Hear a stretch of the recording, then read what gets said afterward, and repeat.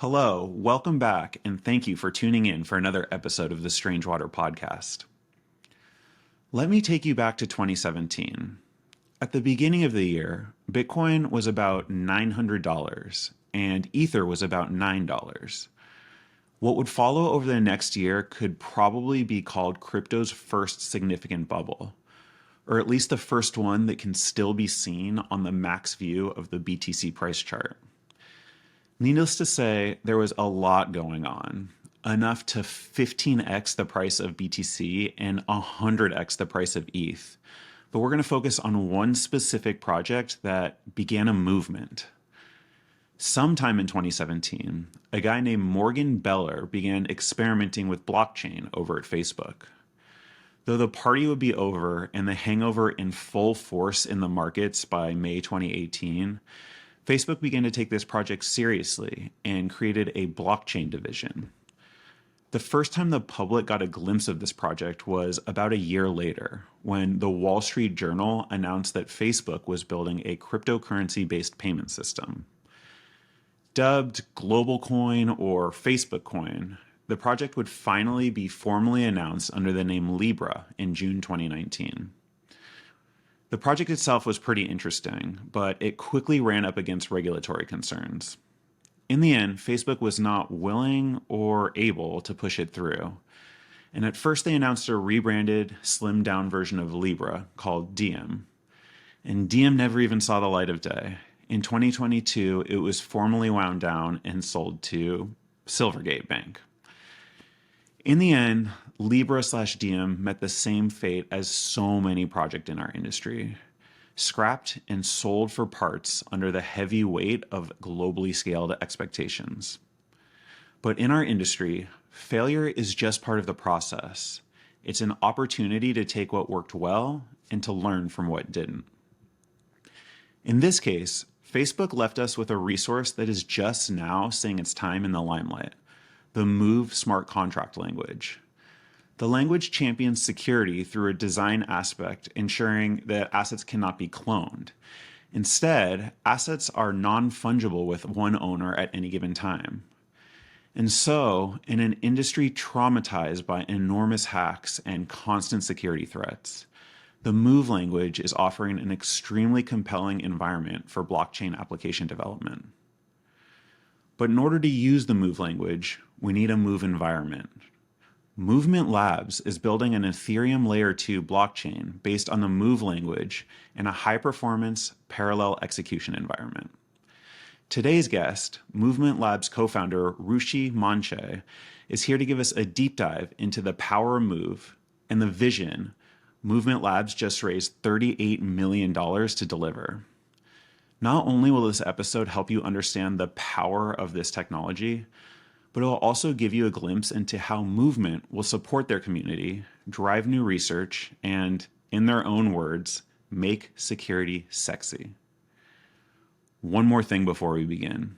Please do not take financial advice from this or any podcast.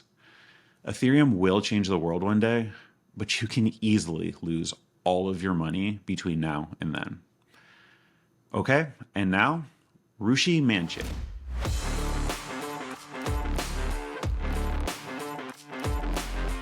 Rushi, thank you so much for joining us on the Strange Water podcast. Hey Rex, how's it going? Thanks for having me. Of course, man. So I'm so excited to talk about Movement Labs and like all the incredible things that are happening in the Move ecosystem, and also specifically your incredibly exciting news. But before we get to any of that, I am a huge believer that the most important part of every conversation are the people in it.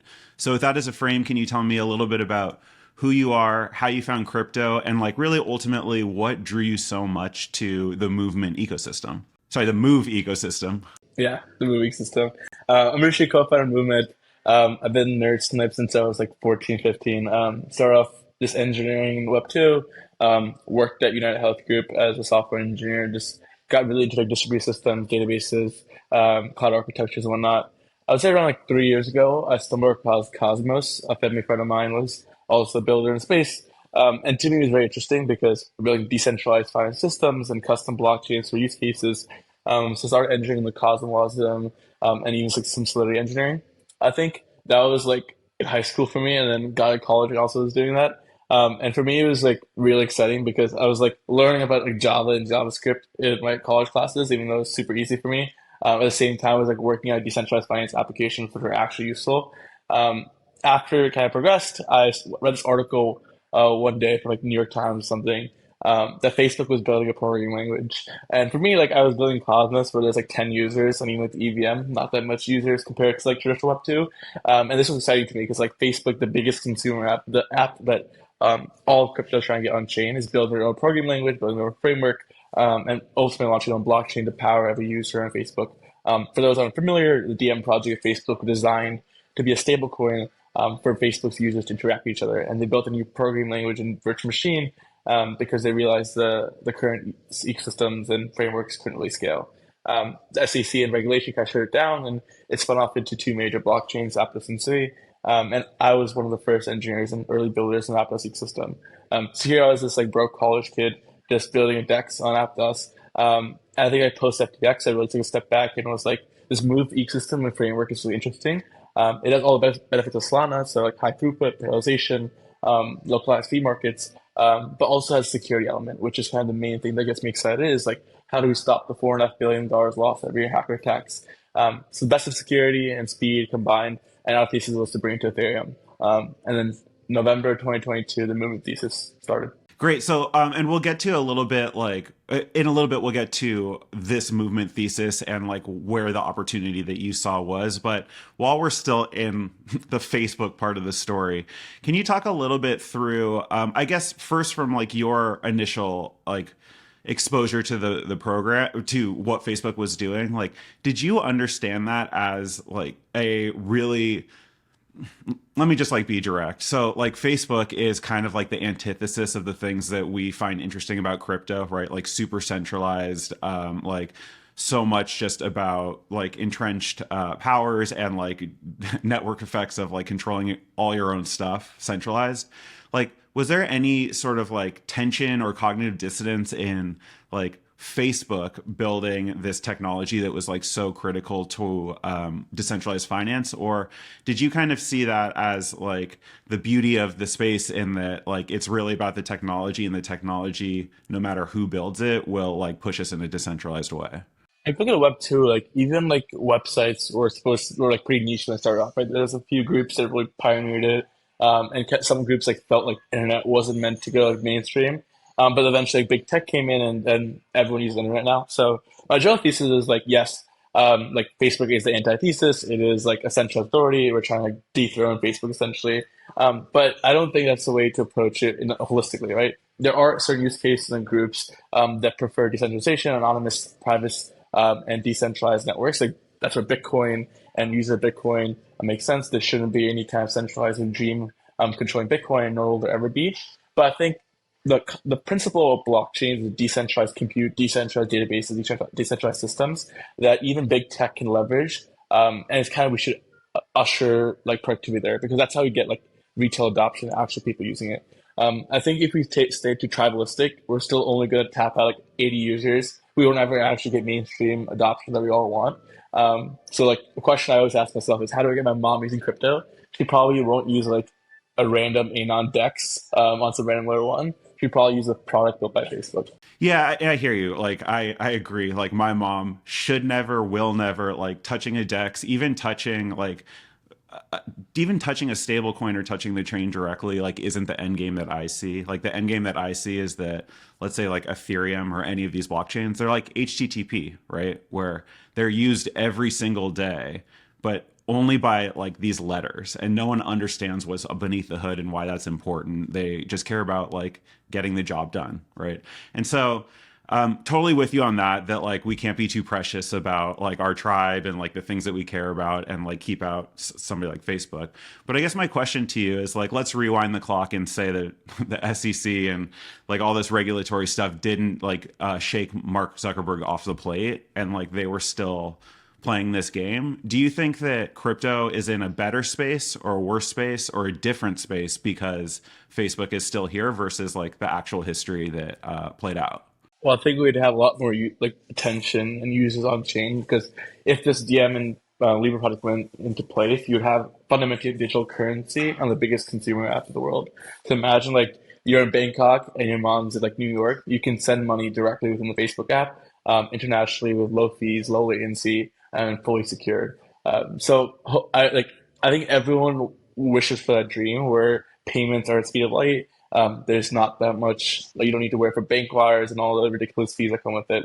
So I think it was not good and it was a really good project. But I think like we can get there even without Facebook being there. Makes sense. All right, so let's fast forward to the movement, like moment. Like, talk us through what the opportunity you saw was, and like why you were the right person to capture this. Yeah, so I was building one of the first DEXs or apps on Aptos, which is the main blockchain that's spun out of the Facebook project. And my general frustration in the space was like it was obviously post FTX, so anything non EVM was pretty much like dead. Even like Solana was trading at like $8, and people were like Solana's going zero. And most people have kind of written off non EVMs. I think for me, it was like I really believe the moving system, like the language, the framework, the history. But there wasn't really a Web3 native push. It was more of like you have these two massive chains that raise a lot of money, but honestly, the ecosystem community was lacking at the time, especially post FTX.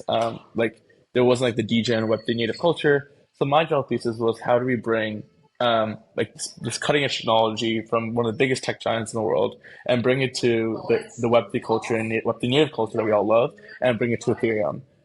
So that's kind of the aha moment where you have the best of Web 2, the best of Web 3, which is Ethereum, and combine them both in a one stop shop. Totally makes a lot of sense. And I guess we'll talk about movement, but like on the move language specifically, like let's just spend a few moments talking about what were the innovations that Facebook brought to the table, like let's say over Solidity or over like, any of the other languages, and like what did you see right there that like needed to be protected, that needed to be nurtured, that needed movement labs to happen? Yeah, so there's two main things. The first is speed. So the DM project pioneered Block STM, which is like an optimistic parallelization engine that kind of takes Solana's parallelized VM to the next level. We won't get too technical in it, but essentially it brings high throughput, localized key markets, multiple threaded processing, all within the virtual machine. And then the second part is security. So every year, like I touched on, there's 4.5 billion lost. EVM has no like, essential protection against that. What Move and the DM project really focused on is how you do full verification at runtime. So Move VM has a Move prover built into it. So essentially, when a smart contract is executed, it checks for resource type and memory safety.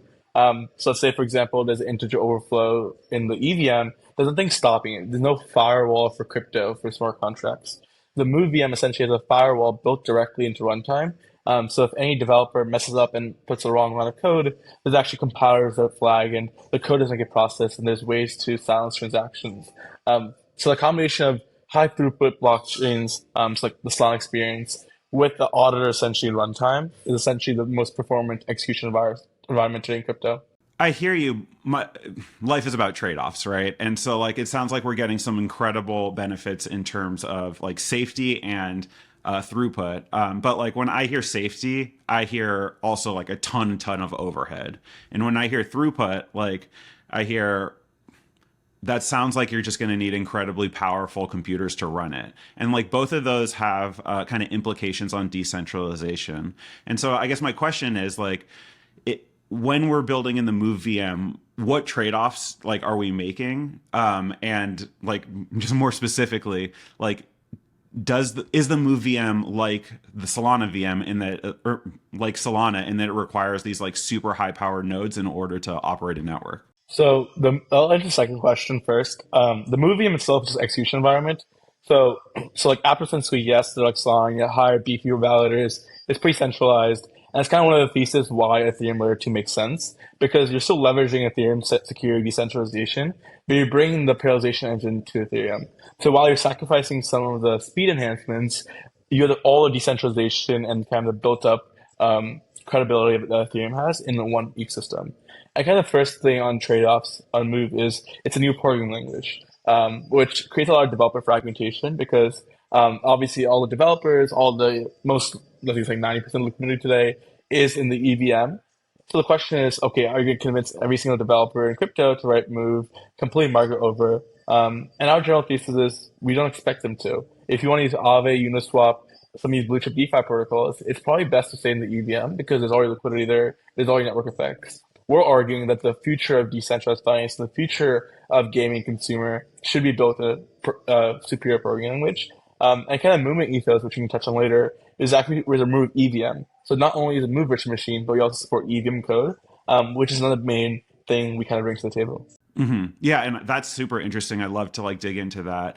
Um, Again, while we're still in this like pre-moment, like the other way you could go with this is like where a lot of the ZK projects are going, where they're creating like general purpose VMs and then allowing like any sort of like Rust application to deploy on it. And I guess like my question for you is like, why do you think it's important that in these like blockchain computing environments we stick with blockchain native languages? Like, do you see what types of applications do you see that like Move is going to enable, that this whole like world of like we're just going to allow computer programs to have commitments and then somehow now they're blockchain computer programs? Like, what do you think is being missed there?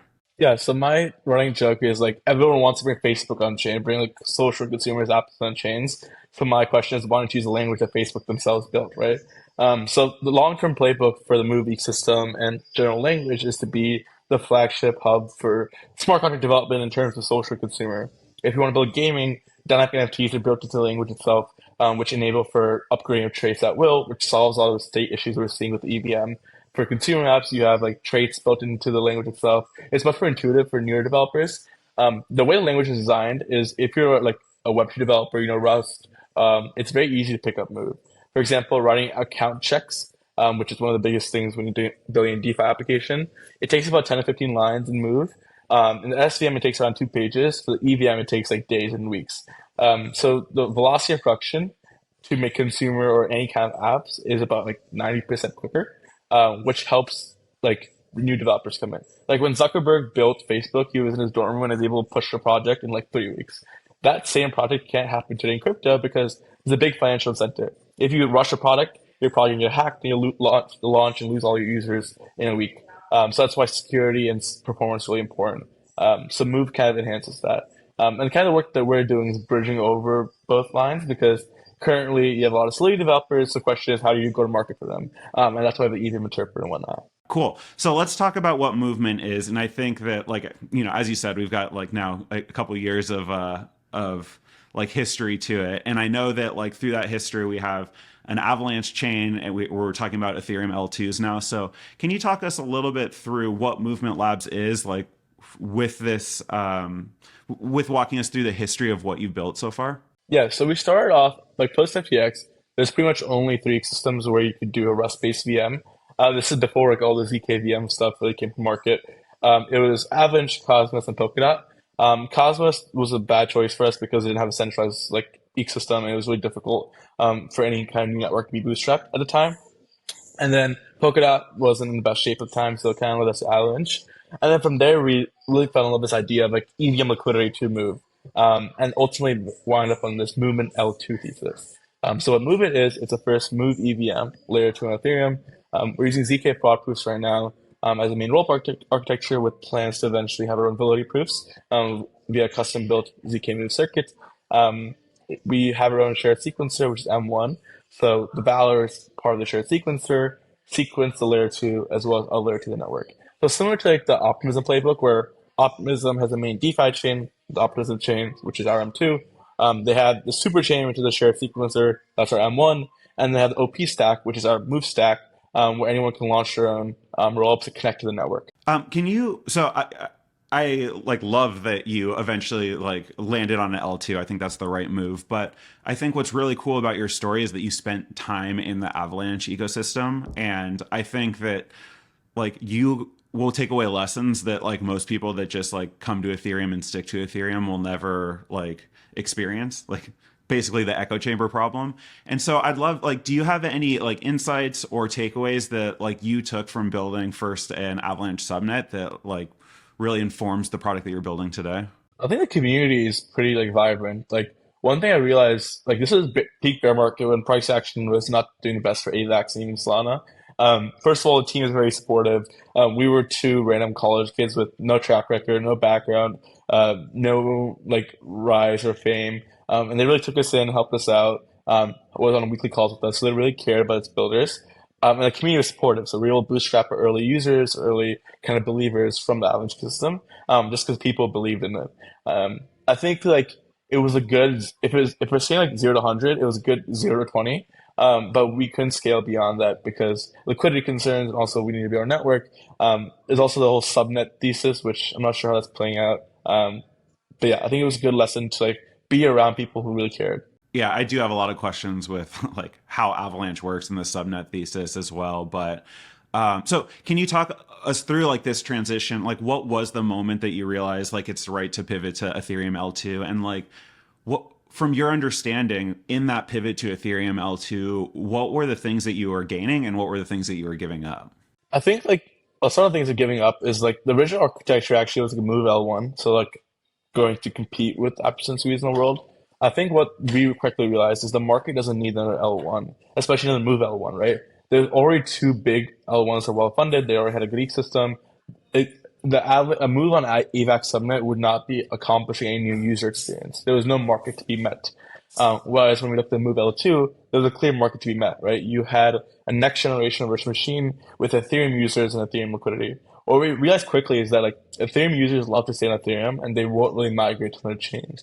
So to do that go to market to bring Move as prevalent as possible, it couldn't be an Avalanche. It needed to be on Ethereum. And I like to think that one of the most brilliant parts of the L2 thesis is like, sure, we can talk about it from like blockchain scaling or like any of the like nerd things, but like just from a marketing standpoint, like the L2 thesis has allowed everyone to like build projects on Ethereum and like users to move into those projects and still call themselves Ethereum Maxi and Ethereum aligned. And so I think like that's what's really cool by moving to Ethereum L2. You can capture all these people that are interested in the technology you're building, but like without forcing them to like make like identity changes in like who they are and what they believe in this space. Exactly. I think like obviously we're in a space where it's pretty tribalistic. So like you have those people who like love Ethereum, will kill for Ethereum. And if you're trying to bring like a new execution environment, that already is a big challenge. And if you force them to leave Ethereum, they probably won't.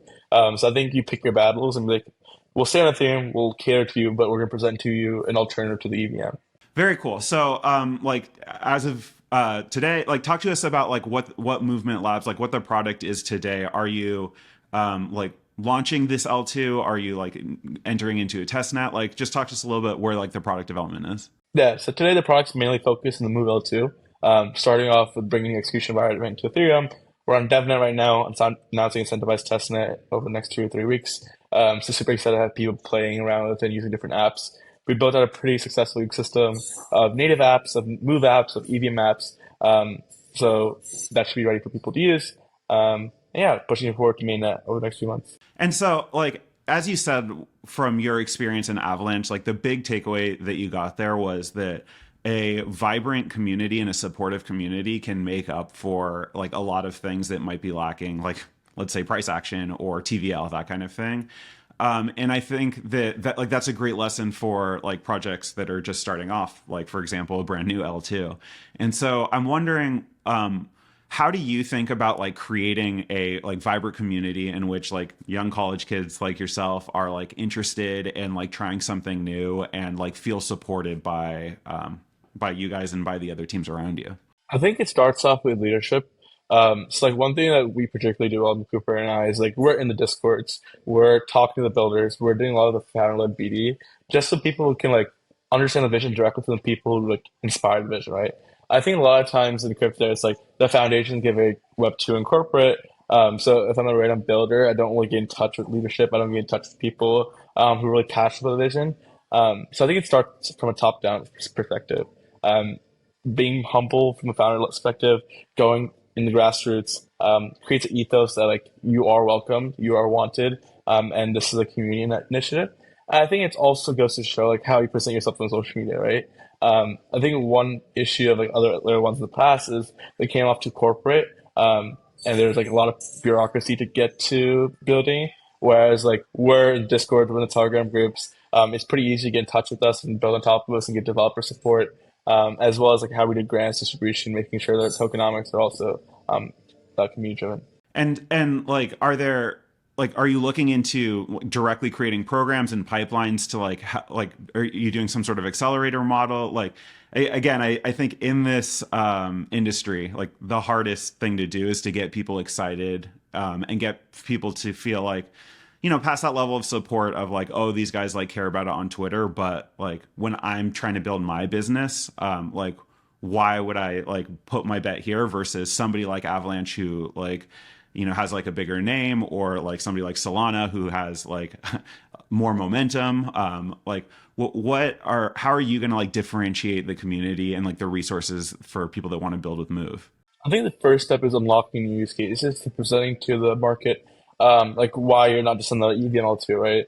I think this the market's saturated when there's like 800 EVM L2s, and each L2 just vampire attacking each other and rotating predatory devs. There's actually there's no net new value creation because the same developers and users are hopping chain to chain just to airdrop farm or just to get the token allocations they want, right? I think the first thing that we're doing is like, look, we're category leader in terms of next generation environments on top of Ethereum. You can do things like gaming and consumer that you couldn't do on the EVM because the chain like simply couldn't handle it. I think inscription is like the best use case I find. Like obviously it's not a real use case, but most EVM chains went down during inscriptions. ZK Sync and Arbitrum both tapped out at 100 TPS, which shows that sequencers can't really scale. Avalanche had gas fees of over $500. Ethereum itself was unusable. So there's a clear like when there's actually users and volumes on these major EVM chains, they simply cannot scale. And for users or developers that are trying to build on-chain gaming or even like order books that need high throughput, you can't have single-threaded machines. So presenting that narrative to the market as well as the security side, right? If you want to build a DeFi app that's not getting hacked for billions of dollars, you have to write in a program that's programming language that's formally verified.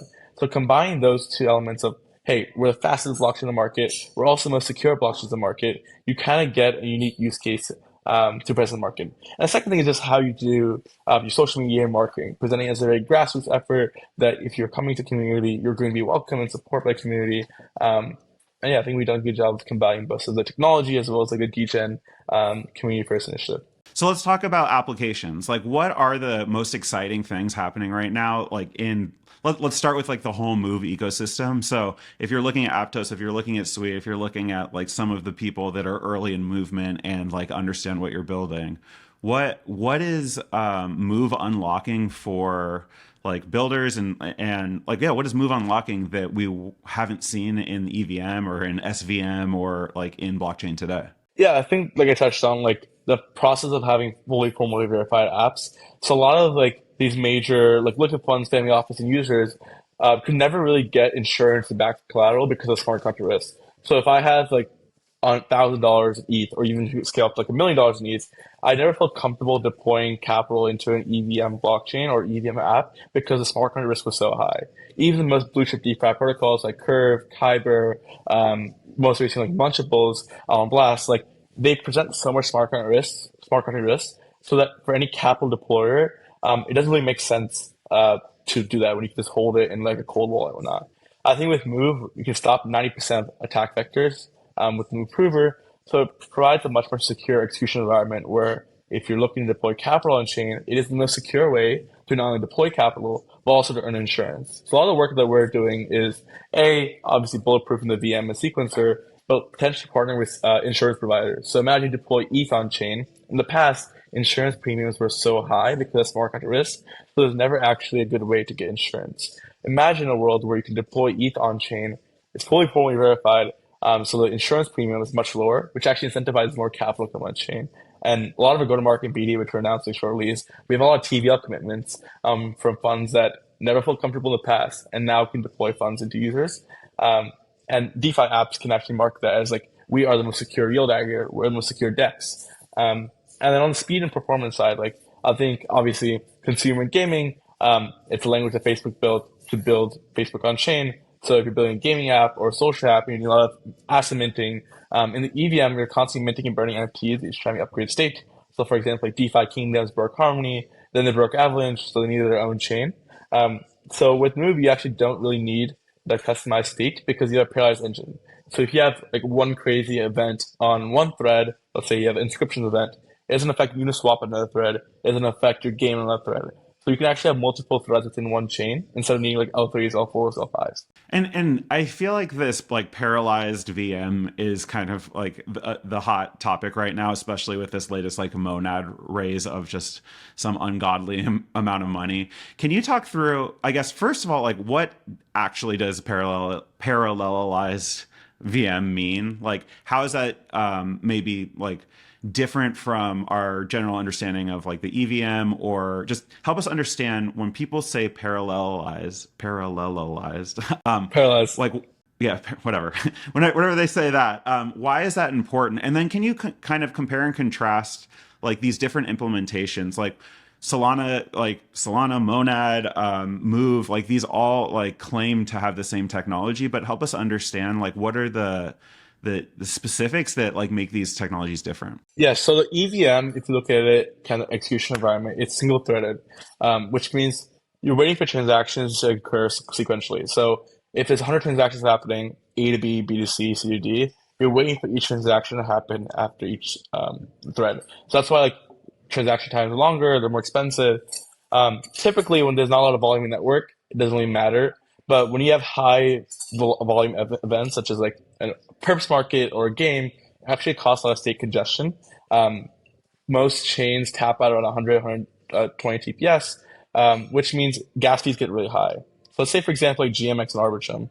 When GMX goes crazy in terms of volume, Arbitrum as a chain slows down because it's only one thread processing all these transactions. Imagine like multiple threaded processing. That's what the Solana VM, Move VM brings to the table of parallel execution.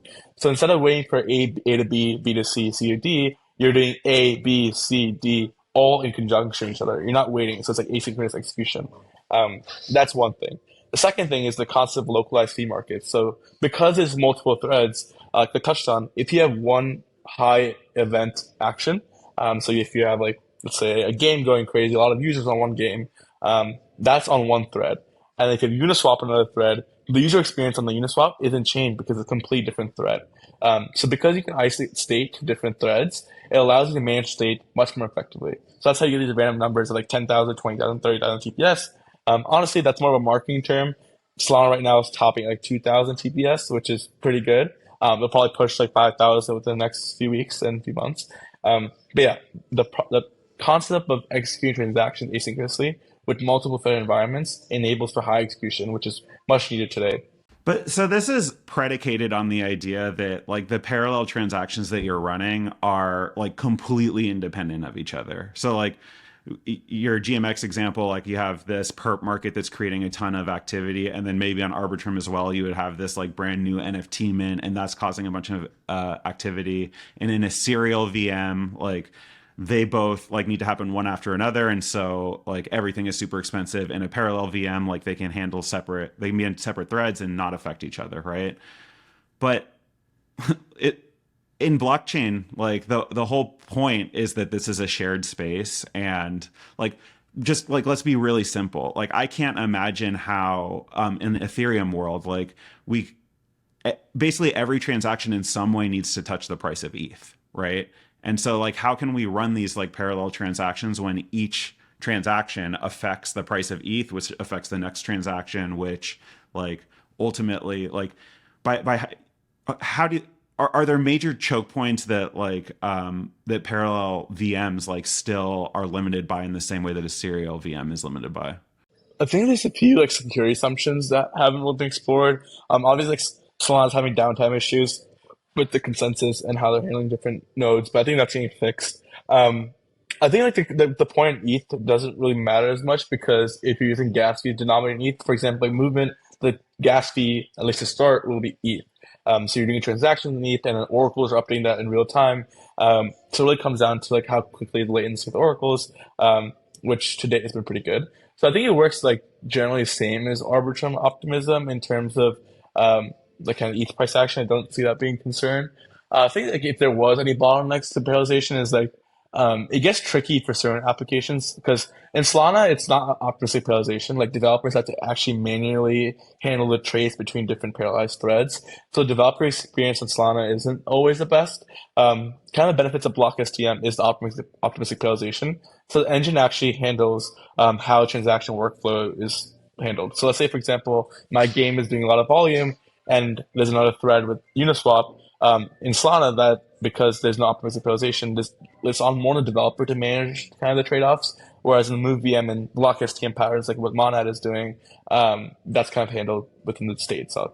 Got it. So it sounds like parallel processing is not a new concept, right? Like that has been we've solved that for like hardware processors for VMs a long time ago, and it sounds like we can totally have this kind of technology, whether it's in Move, whether it's in Solana, or even if we wanted to apply it to the EVM, like in Monad. And the reason that they like originally didn't put it in the EVM or in the Bit VM or in any of these like blockchain environments is like to make the trade-off on decentralization and to keep the node requirements super low. And what the trade-off that all of these parallelized VMs are making is, hey, like whether we like are going to make different decisions on decentralization or we're going to rely on Ethereum mainnet for the like trustless properties, like we're just going to like soup up our computers enough to have like the processing power to run parallel VMs and then like leverage like all the benefits of this like very modern technology. Is that right? No, makes perfect sense. I think like Solana kind of pioneer where like we were sacrificing decentralization for speed. I think that's where this like next gen L2 narrative kind of makes a lot of sense because you're still retaining the sovereignty and ethos of Ethereum decentralization, but you're bringing performance specs to it. Even like the core Ethereum people are like, we love Ethereum as a principle, but the EVM is really difficult to work with. Solidity is really difficult to work with. If you talk to Nick from Fuel, he's actually like one of the early Ethereum and EVM developers. He was on the calls when Solidity was being developed. And now he's building Fuel, which is essentially a new parallelized VM on top of Ethereum. But even like the Ethereum OG people are like recognizing the faults of EVM while they're building EVM. And like even Vitalik recently called for parallelization for layer twos. So let's talk about like the layer two that you're building.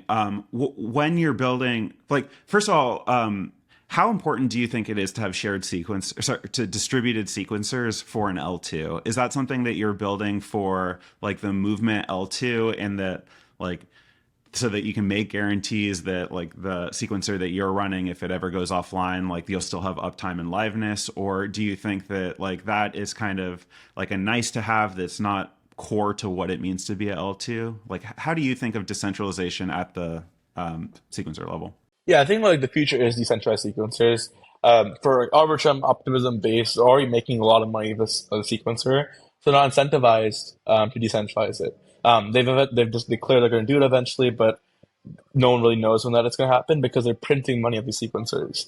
Um, I'm generally bearish on the B2B shared sequencer play. So like the groups that are saying like we're going to integrate with a bunch of rollups. I think that's really difficult because ultimately an ecosystem itself needs to pioneer the shared sequencer or decentralized sequencer because you need volume. It doesn't matter if some random rollup uses a decentralized sequencer if there's no volume users and good market around it. I think that's why we're approaching it. Even like all these next gen L2s are really focusing on is a we need a decentralized sequencer because we have a parallelized high performance VM, so a centralized sequencer won't scale, the performance won't scale. We want to guarantee uptime even if the node goes down. So from pure performance point of view, it's very important. And the second thing is also tokenomics, right? Most layer two tokenomics are essentially meme coins and just governance tokens. There's no actual utility there. With a decentralized sequencer, ultimately a shared sequencer, validators can actually participate in the sequencing. You actually have more decentralization because if I'm running a node for, let's say, Arbitrum, and it's decentralized, I can stake the ARB token, or in this, or our case, stake the Move token to participate in sequencing and earn sequencing fees for the network. So if I'm a huge like movement fan, I can run my own node, stake the token, and get the fees generated from layer two, as well as other layer twos in the network. So that brings me to the third point where these shared sequencers enable kind of a network of blockchains beyond layer two. Kind of the benefit of the optimism ecosystem isn't optimism anymore, it's Base, their biggest client. So we envision the future where there's going to be a bunch of rollups. We envision a future where movement itself may not be the biggest rollup. There may be like AI rollup or a gaming rollup that has more volume. We want them to be connected to the major ecosystem via shared sequencers, so it's easy liquidity transfer. So the combination of those different things make it sense for us to do Daisy or decentralized sequencer.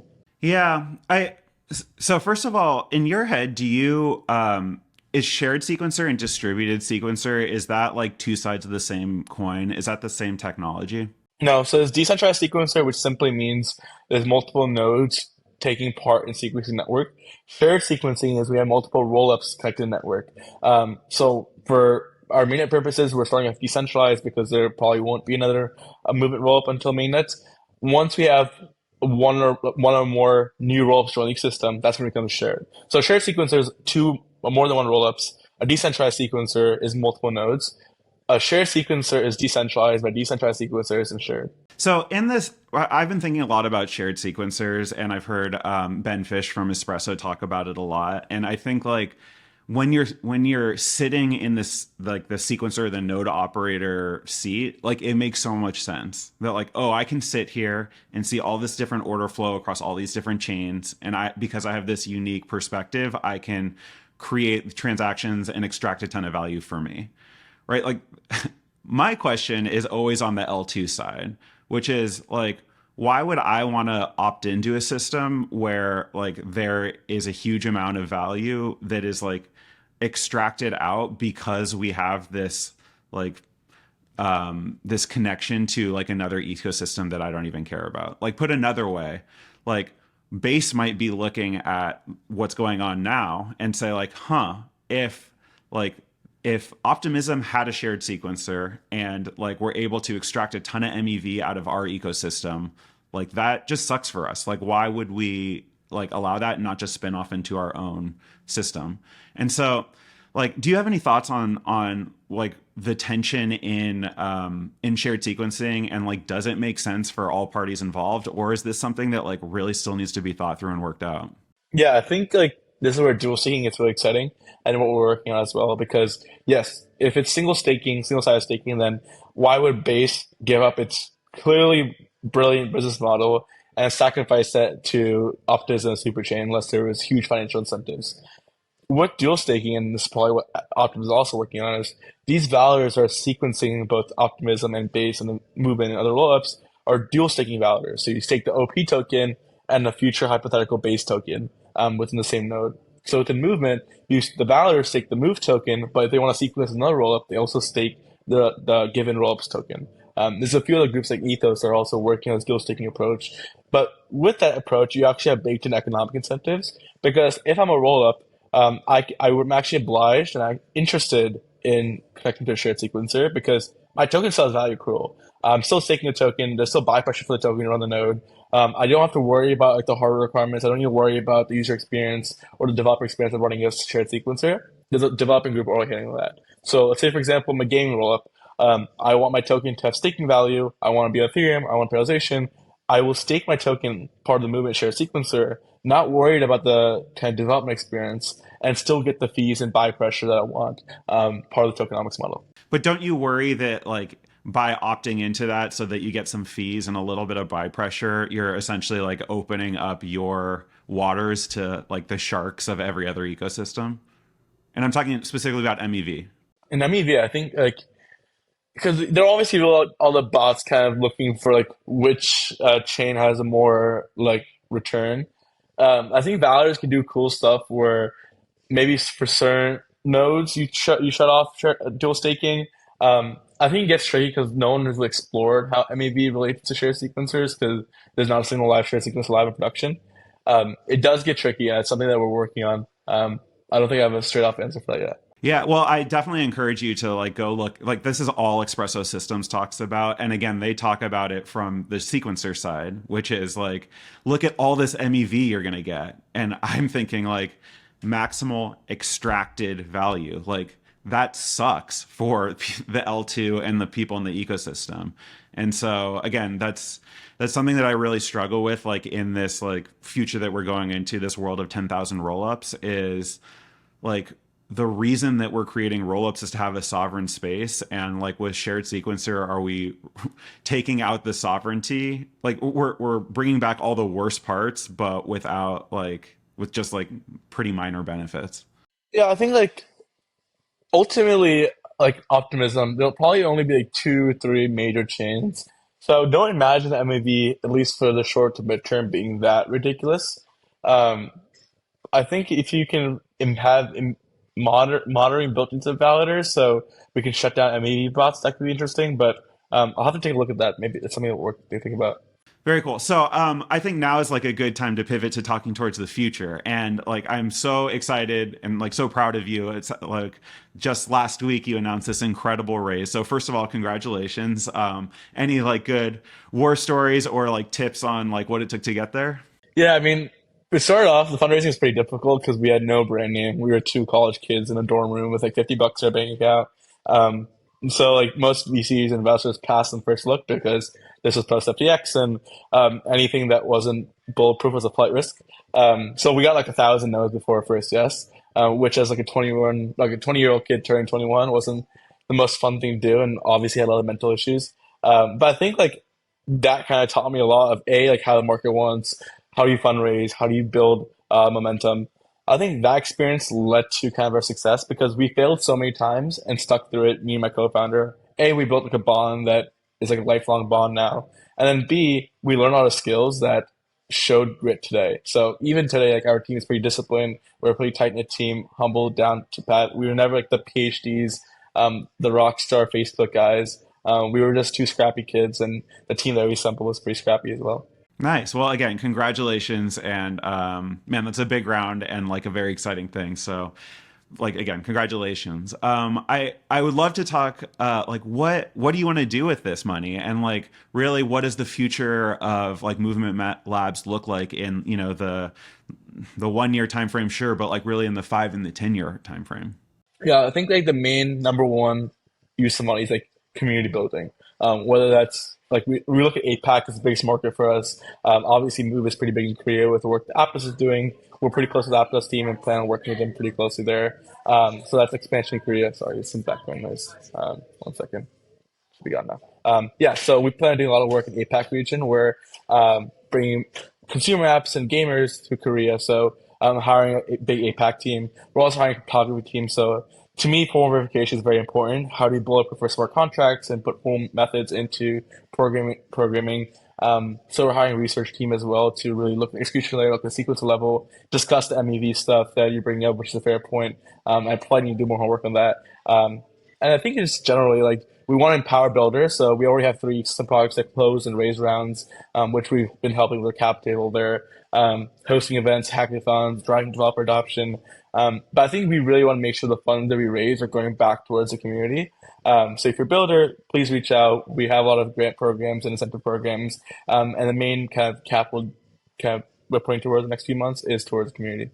Very cool. So I'd love to talk a little bit about what it's like to build in APAC and just like definitely cross cultures. And so, sorry, I don't mean to presume, but I think you're American, or like at least you have like raised money from America. So can you talk a little bit about what your like the big takeaways in terms of like cultural differences between like the two crypto markets, the Western and the Eastern, and like what does it mean to like bet big in Asia? Like how do you make those bets? Like how is it different? Like talk to me about like when you say that Movement Labs is going to go big in Asia, what does that mean? I mean, we're a Western team based in San Francisco.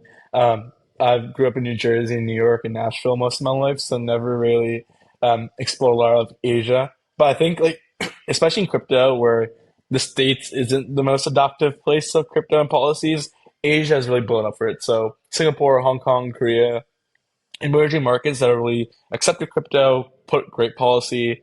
Singapore is really pushing forward it. So we're seeing a lot of good usage and driving from governments. And on the consumer side, things like anime and consumer avenues are much more crypto friendly. So the best example is like Escape Plan in Korea.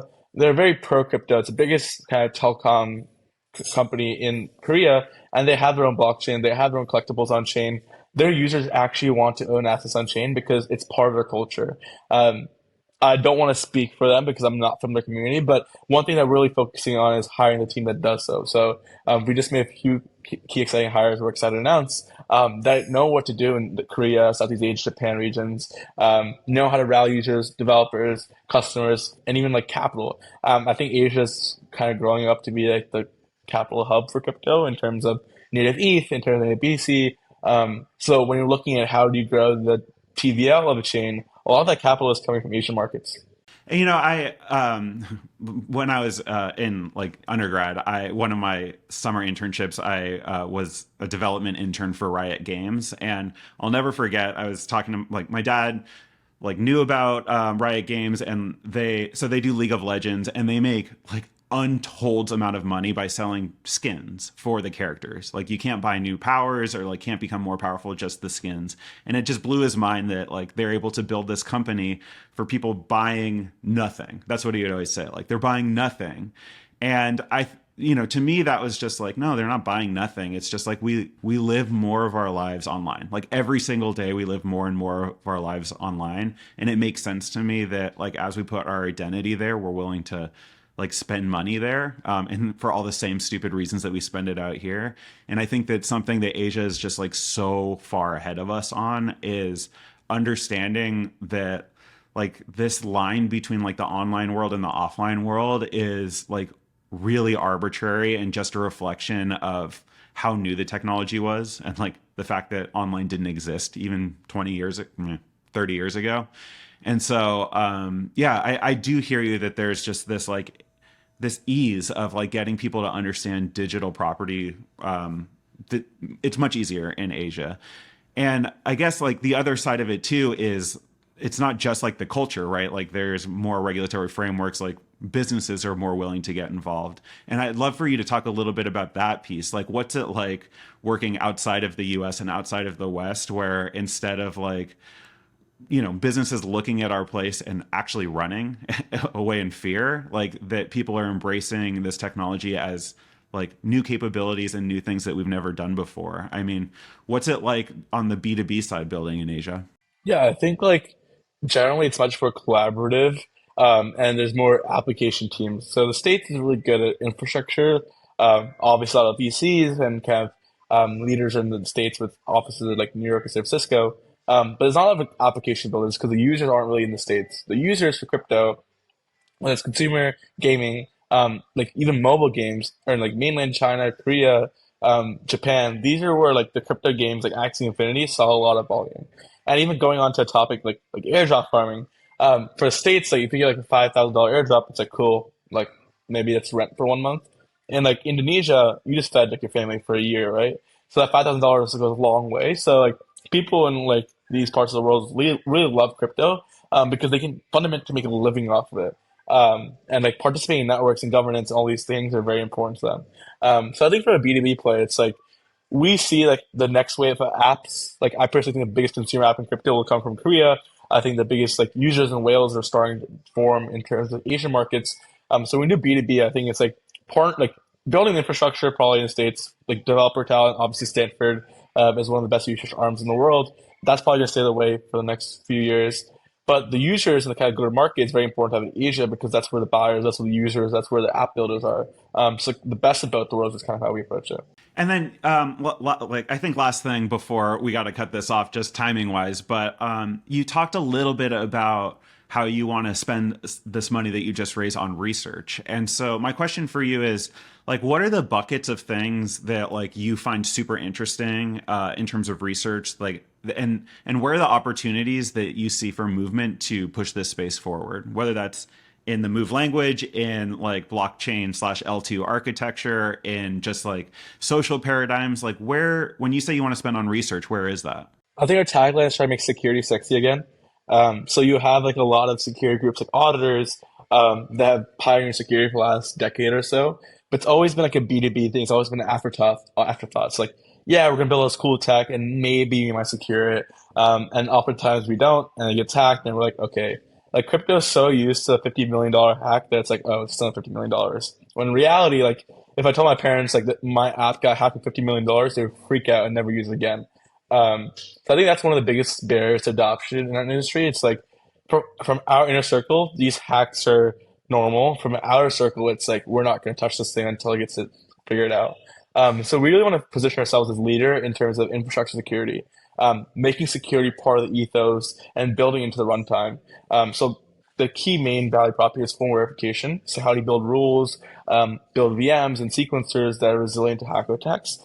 So we're hiring a full research division dedicated to form verification, whether that's bulletproofing the EVM side of the virtual machine, for stacks so we can disable re-entropy and all these other issues.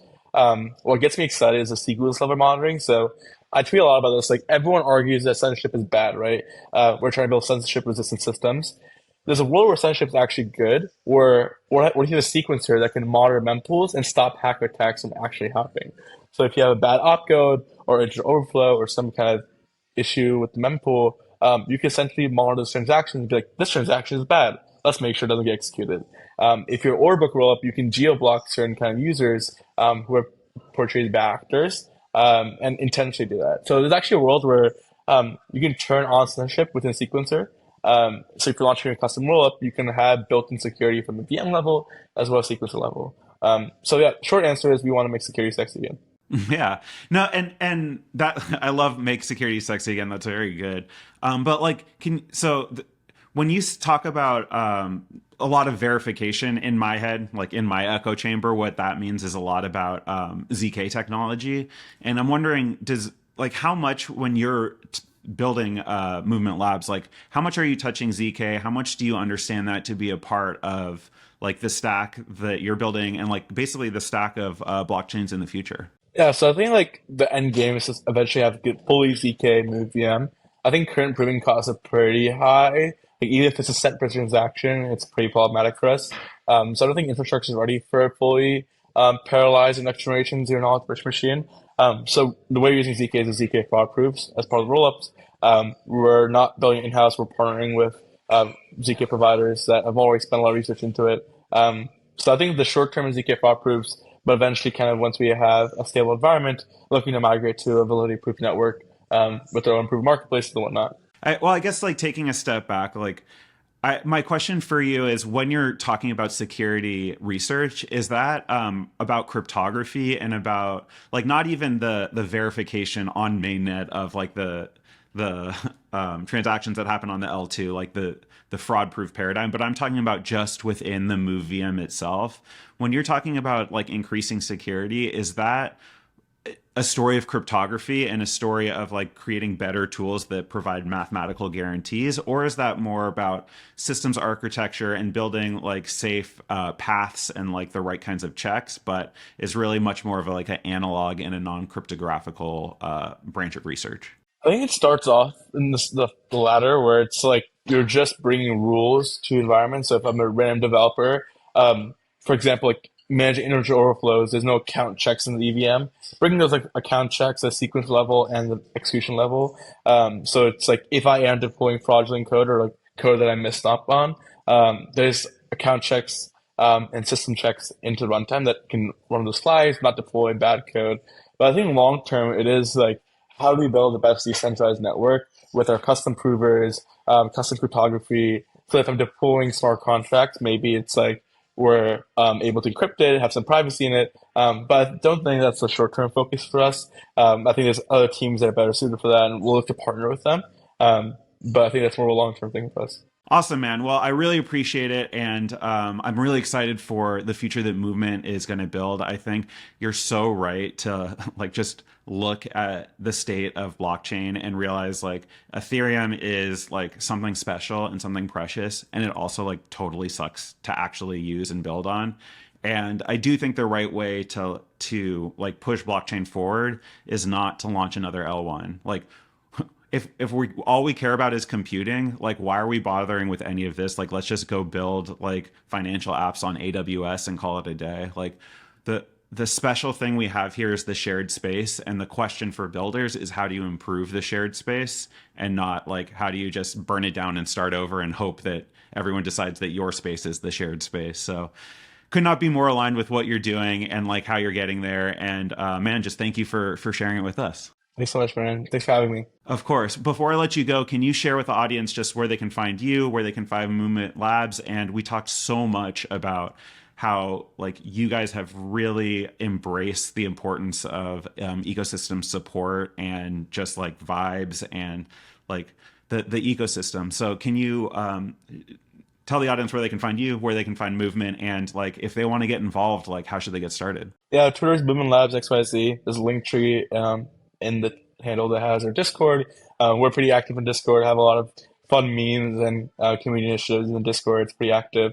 And then me personally, it's at Rushi Manche, RUSHI MANCHE on Twitter. Feel free to DM me. I'm chronically online, chronically bull posting, and shit posting. So feel free to DM me there. I think generally it's like we are a team that wants to be reached out to as well as we'll reach out to you.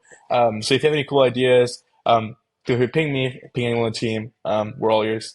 Awesome. Well, Rushi, thank you so much. I'm so excited for you. I can't wait to see like this from last week on is like the era of movement labs, and I can't wait to see like what comes from that. So congratulations, good luck, and have a good rest of your day. Thanks so much. Thanks for having me. Bye.